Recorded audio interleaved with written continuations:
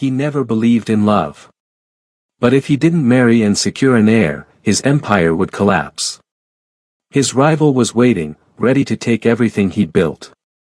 Han Jae-min came to the marriage auction with one plan: pick the ugliest bride, someone obedient, someone he could control, and someone who wouldn't challenge him. She stepped onto the stage. The veil fell.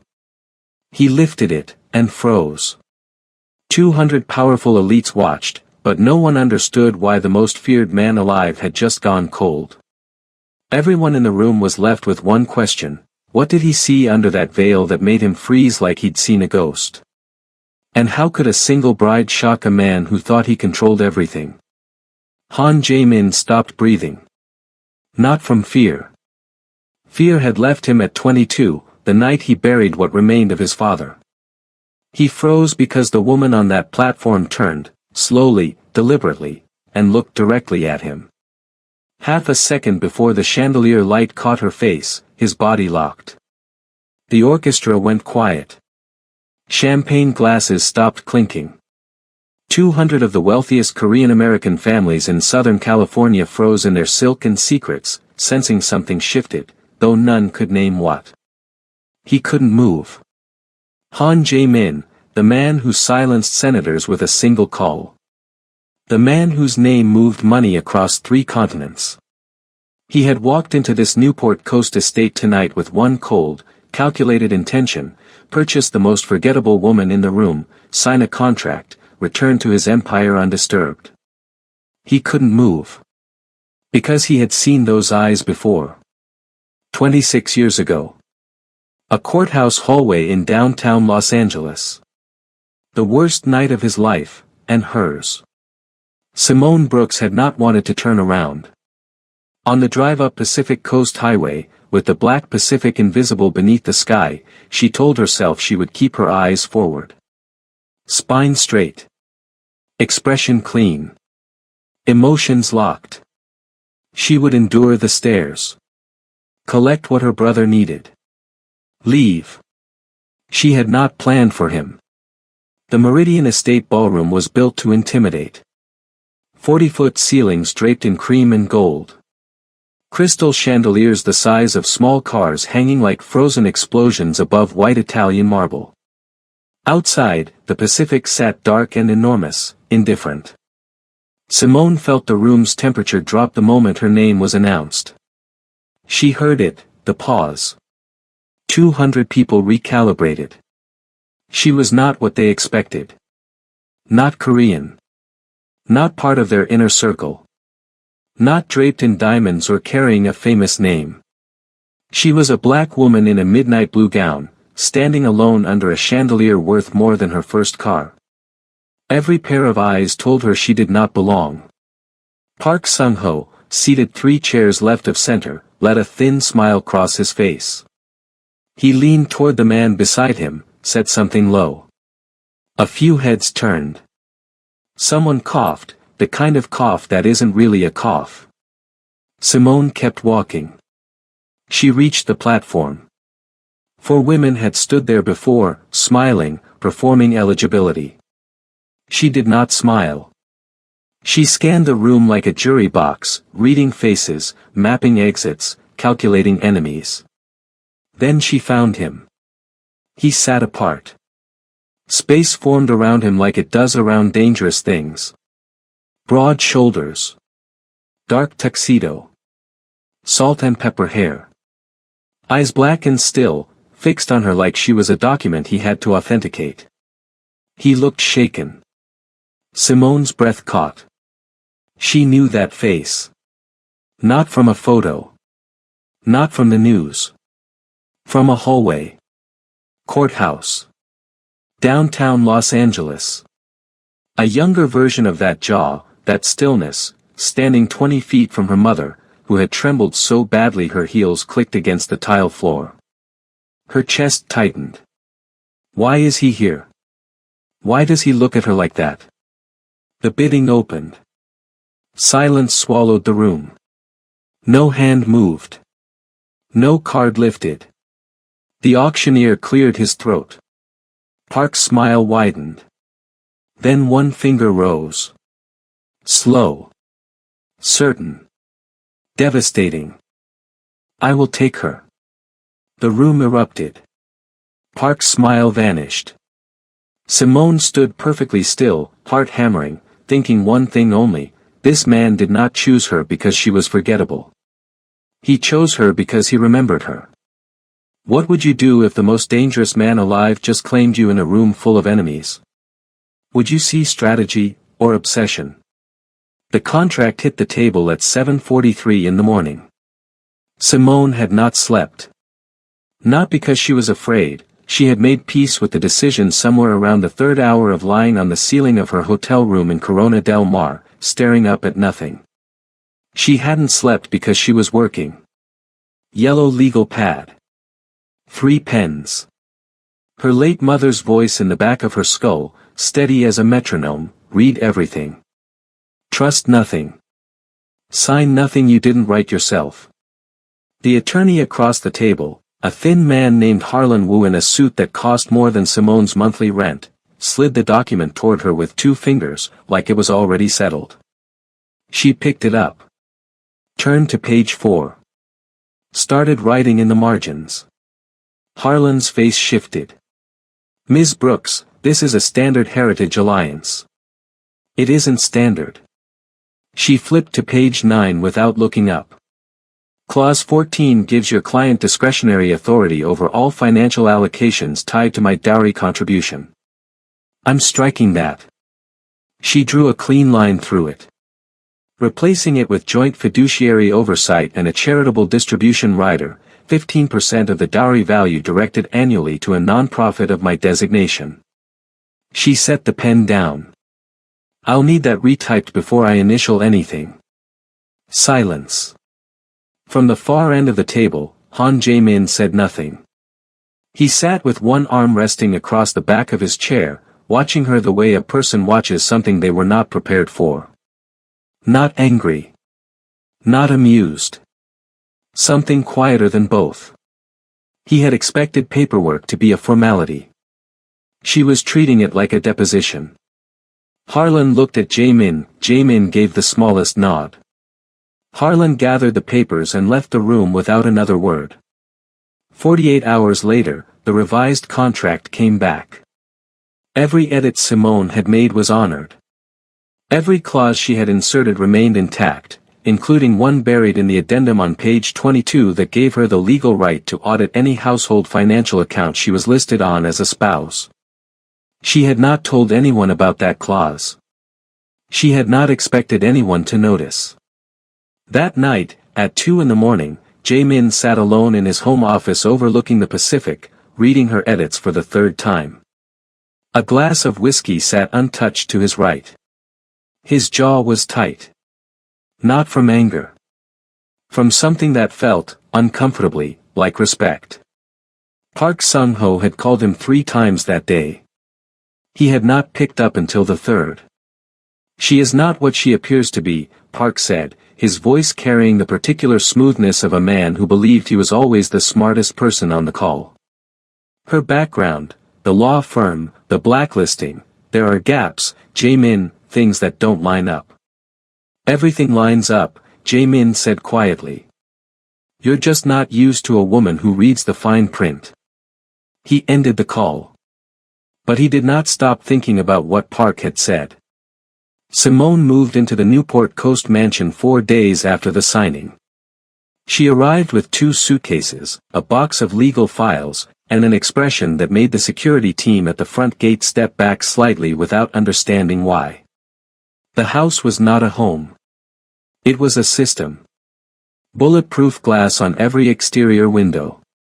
Cameras covering every angle of every room except the private quarters. Armed guards rotating in 12-hour shifts along the perimeter. The Pacific crashed against the cliffs below like it was trying to warn her about something. She didn't flinch. She walked the full perimeter herself on the first afternoon, hands in her coat pockets, taking mental notes. One of the guards, a broad man named Rel who had been with Jae-min for 11 years, watched her from a distance and said nothing. Later, he told another guard quietly, she's not scared of this place. She's studying it. He wasn't wrong. Simone was not here only to survive. She was here because 26 years of unanswered questions had led her through a courthouse, through a law career, through financial ruin, and finally through a bidding room in Newport Coast, directly to the one man whose world was connected to the night her mother never came home. She found him in the kitchen at 7 that evening. He was standing at the counter with a cup of coffee, reading something on his phone. He looked, for one unguarded second, like a regular person. She crossed her arms. "Did your father order my mother's death?" The coffee cup lowered. The room went very still. He looked at her for a long moment. His expression did not break, but something behind it shifted, like weight redistributing. "No," he said. She held his gaze. "That's not a full answer." He said nothing else. And the silence that followed told her more than a full sentence could have, because it wasn't the silence of a man who didn't know. It was the silence of a man who knew exactly, and was not yet ready to say it out loud. Would you trust a man who answered your hardest question with silence? Stay close. Because the truth about who really ordered that murder 26 years ago is about to surface, and it will change everything you think you know about this story. The windshield exploded inward before anyone heard the shot. Simone felt the impact in her teeth, a concussive slam that threw her hard against the armored door before her brain had even registered what was happening. The SUV lurched violently left. Tires screamed against asphalt. Outside, the Pacific Coast Highway blurred into a streak of black and white, and then another impact hit, this time from behind, a second vehicle driving them toward the guardrail at full speed.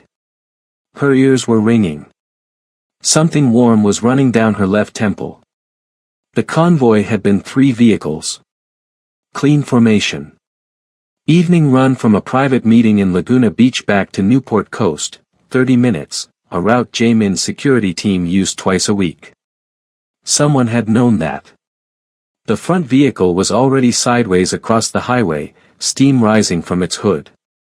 The rear vehicle had stopped moving entirely. Simone's SUV, the middle car, took another hit on the passenger side, and this time glass rained across her lap like ice. She grabbed the door handle on instinct. Jamin's hand caught her wrist. Down. One word. No panic in it. Gunfire cracked from outside, close, sharp, not random. These were not warning shots. The attackers knew what they were doing, and they were doing it fast. Simone pressed low against the seat, heart slamming so hard she could feel it in her fingertips. The smell hit her next, gunpowder and burning rubber and something metallic she didn't want to name. Through the shattered window, she caught a glimpse of the ocean below the cliffs, black and enormous and completely indifferent. She thought, this is how it ends. On a highway. In a car. Next to a man whose name I only learned 3 weeks ago. Then Jamin moved. He pulled her across the seat and put his body between her and the shattered window just as another shot hit the door panel, and she heard him exhale. Sharp. Involuntary. The sound a person makes when pain arrives faster than expected. You're hit. Her voice came out flat. Trained. It's a graze. His jaw was tight. Let me see it. Simone. I said let me see it. He stopped arguing. The bullet had caught him along the left side, a deep graze below the ribs that was bleeding faster than he wanted her to know. She pressed her palm against it using the fabric of her own coat. His breath came out controlled, measured, the breathing of a man who had trained himself not to react to pain the way normal people do. He watched her hands. They were not shaking. That surprised him more than the bullet had. Outside, his security team was returning fire. The exchange lasted 40 seconds, it felt like 40 minutes, and then tires screamed north on the highway and the shooting stopped. Silence dropped over the scene like a curtain. Distant sirens began to build somewhere toward Laguna. Simone kept pressure on his wound. She didn't speak.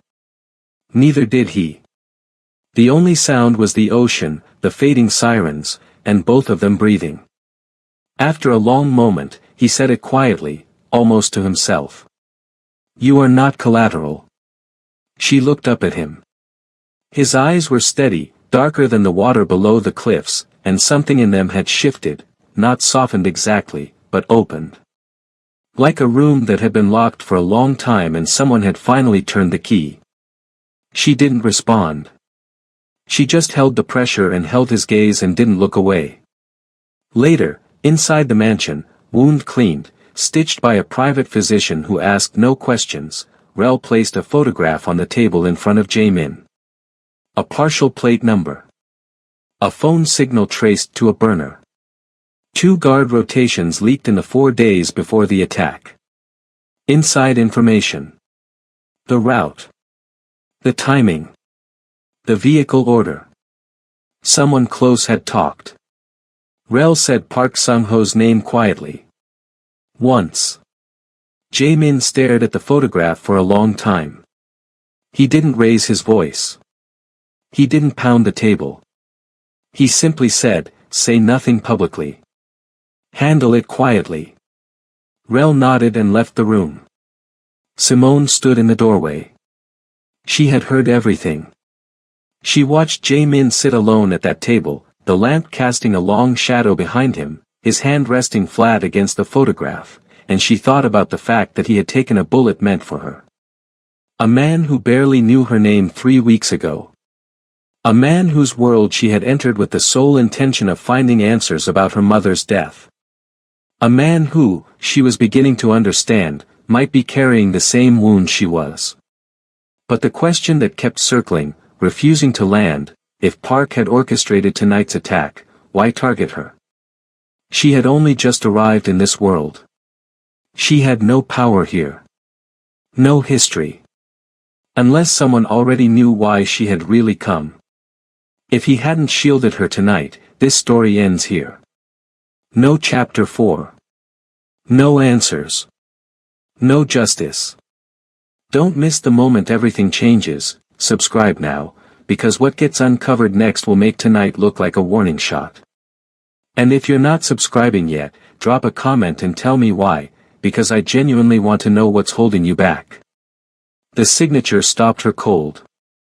Simone had been at the desk in the mansion's private study for 4 hours straight, laptop open, 3 separate encrypted financial databases pulled up side by side, a yellow legal pad covered in handwritten notes beside her coffee cup that had gone cold an hour ago. She had been tracing shell corporations the way she once traced money through corrupt law firm accounts back in Atlanta. Patient. Methodical. One thread at a time. The thread had led her somewhere she was not prepared for. The corporation was registered in Delaware, a state where anonymity was cheap and questions were discouraged.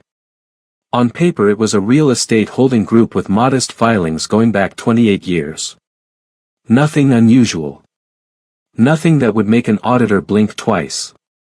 But the Delaware registration connected to a secondary LLC in Nevada. And that Nevada entity had made 3 wire transfers in a single week, 26 years ago, 1 month before her mother testified in that downtown Los Angeles courthouse. 2 of the transfers were operational expenses. Standard formatting. Forgettable.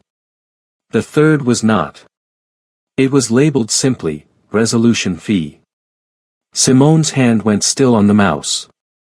She had seen that language before. Not in a financial document. In a handwritten note her aunt had kept folded inside a Bible for 2 decades, a note that had arrived at their house 3 days before her mother died. Her aunt had never explained it. Had only told Simone, once, when Simone was grown and asking hard questions, there are men who use clean words for dirty things. She pulled the signatory record. The name at the bottom of the authorization was not Han Jae-min's father.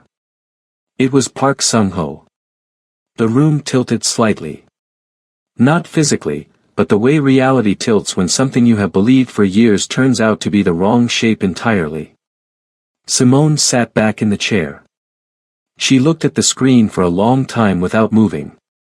Her throat tightened. Her eyes burned, not from crying. From the specific, devastating effort of not crying when everything inside you is collapsing. 26 years of grief. 26 years of quiet rage aimed at a family she had assumed was responsible.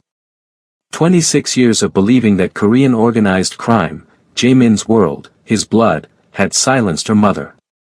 Park had done it. Park had ordered the resolution. Park had cleared the witness.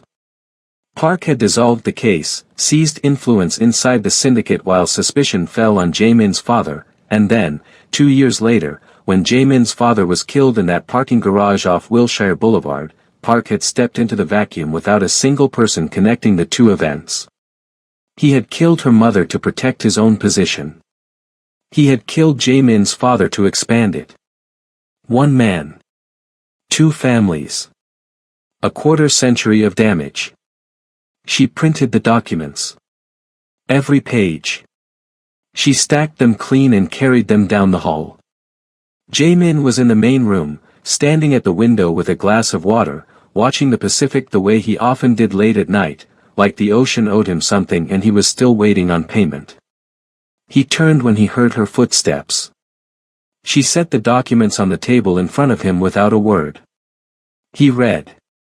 She watched his face. His expression did not shatter.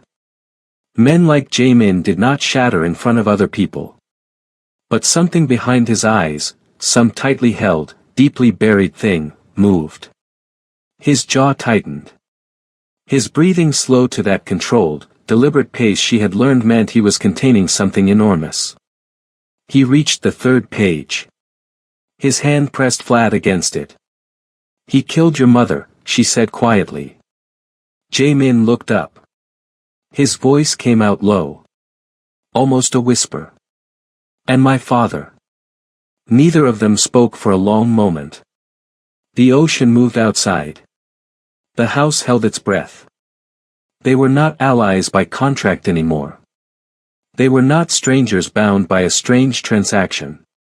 They were two people standing on opposite sides of the same wound, and the wound had the same name. I want to expose him publicly, Simone said. The gala in downtown Los Angeles next week. Political donors, executives, every power broker in his circle will be in that room. We take the floor. We present everything. In front of all of them. Jaemin's eyes sharpened. That fractures the syndicate. Yes. It puts both of us in direct danger. We're already in danger. He studied her. The lamplight caught the angle of her face, steady, certain, unyielding. Not reckless. Decided. He said nothing. He walked back to the window. And that silence was its own kind of answer, because Jaemin had spent his entire life choosing control. Choosing strategy over emotion. Choosing the empire over everything else. But for the first time in 26 years, control and justice were pointing in opposite directions.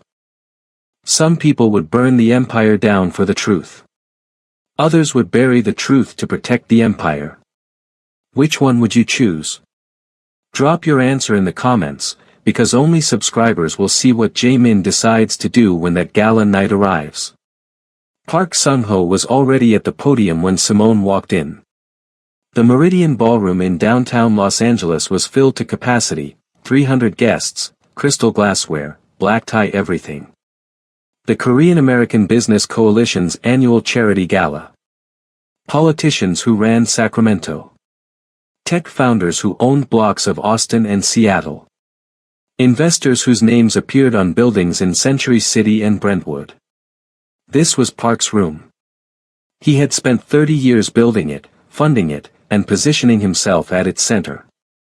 He stood at the podium with the easy confidence of a man who believed the evening was already decided. He had not seen Simone yet. She moved along the left side of the ballroom in a deep burgundy gown, her natural hair pinned back, a slim leather portfolio tucked under one arm. She did not look left or right. She moved like she had a destination, because she did. Jae-min entered from the east corridor exactly 4 minutes after her. He wore a black suit. No tie. He exchanged brief nods with two men near the bar, then positioned himself 12 feet from the stage, hands loose at his sides, watching Park the way a person watches something they have already decided to end. Park was midway through his opening remarks, generous language about community investment, about legacy, about his vision for the coalition's next decade, when Simone reached the event coordinator near the stage steps. She said 3 words. "I need the microphone." The coordinator blinked. "Ma'am, we have a program." After his remarks, she held the woman's gaze. 1 minute. That's all. Something in her tone, not loud, not aggressive, just absolutely immovable, made the coordinator step aside. Park finished to applause. He smiled, the kind of smile built from years of practice. He was stepping back from the podium when Simone stepped forward. The room stirred. He saw her. His smile didn't disappear, it recalibrated. He moved to the side with the relaxed grace of a man who believed he could manage any situation. Simone set the portfolio on the podium. She looked out at the room. Calm hands. Steady breathing. Her voice came through the microphone clean and unhurried. 3 weeks ago, a motorcade was hit on Pacific Coast Highway. Gunfire. 3 injuries. She opened the portfolio. The route had been leaked 48 hours before the attack. I have the communication records. She lifted the first page. I also have wire transfer documentation from a Delaware holding company, 26 years old, authorizing the death of a federal witness. A woman named Claudette Brooks. She paused. My mother. The room went very quiet. The authorization signature belongs to the man who just stood at this podium. She turned and looked directly at Park. The same signature appears on the financial records that funded last month's attack on Pacific Coast Highway. For 2 full seconds, Park did not move. He stood with his champagne glass angled in one hand, his expression cycling through options, denial, outrage, control, and landing on none of them convincingly. Then he moved toward her. Fast. Direct. The practiced composure gone. He crossed 6 feet before Jae-min stepped in front of him. No raised voice. No visible threat. Just a man standing between Park and the woman at the podium, feet planted, eyes level, expression carved from something that did not bend. You betrayed blood, Jae-min said. Soft. Final. The way verdicts sound when there is no appeal. Park's mouth opened. Nothing useful came out. 2 men appeared at Park's shoulders, men the room had assumed were coalition security. They were not coalition security. They escorted him toward the side exit without a single word spoken above a murmur. No scene. No spectacle.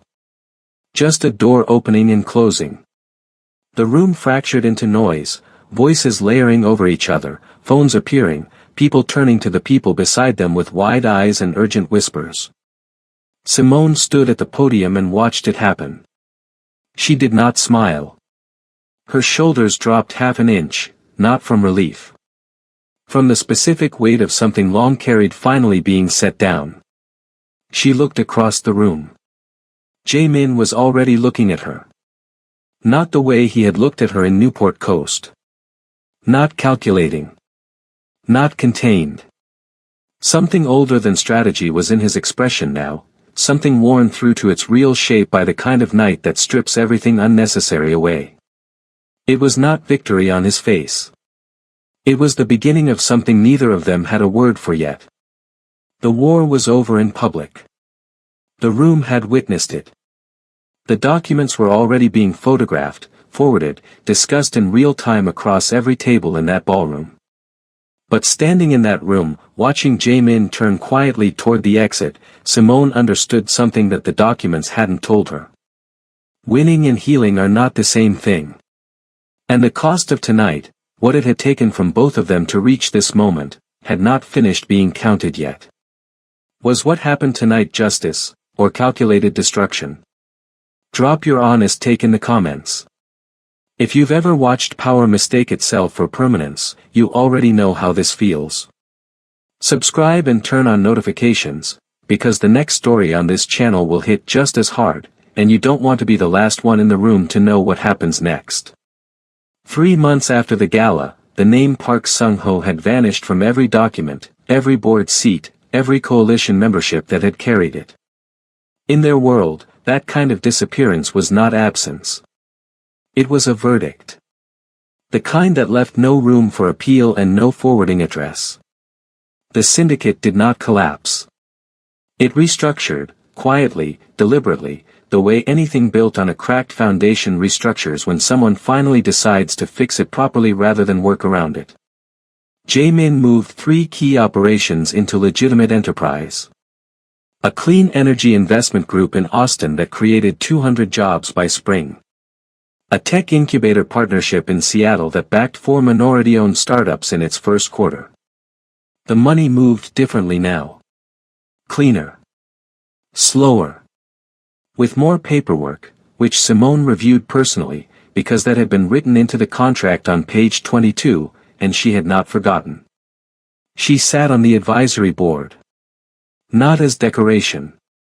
Jae-min had announced it himself, in a meeting with 12 men who had spent their careers making decisions without women in the room. Not one of them challenged it. Because Jae-min did not announce things as suggestions. He was different now. Not soft, that was not the word and it was never going to be the word. But where he had once made decisions from behind a wall of controlled silence, he now sometimes sat across from Simone and listened first.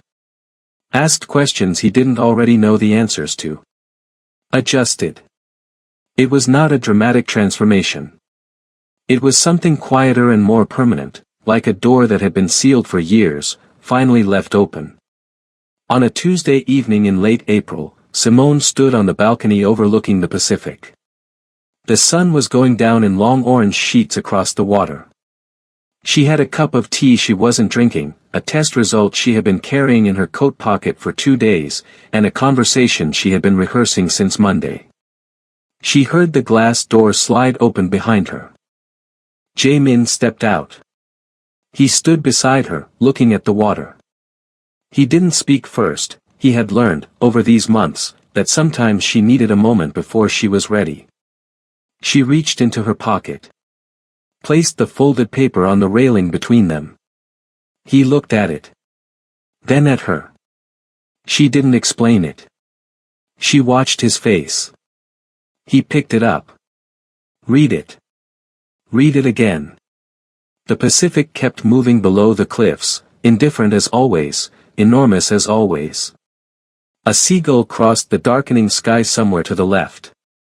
Jae-min, who had built an empire with controlled hands, who had made men twice his size go quiet with a single look, who had buried his father and his grief and his capacity for softness all in the same decade, lowered himself to one knee on the balcony floor.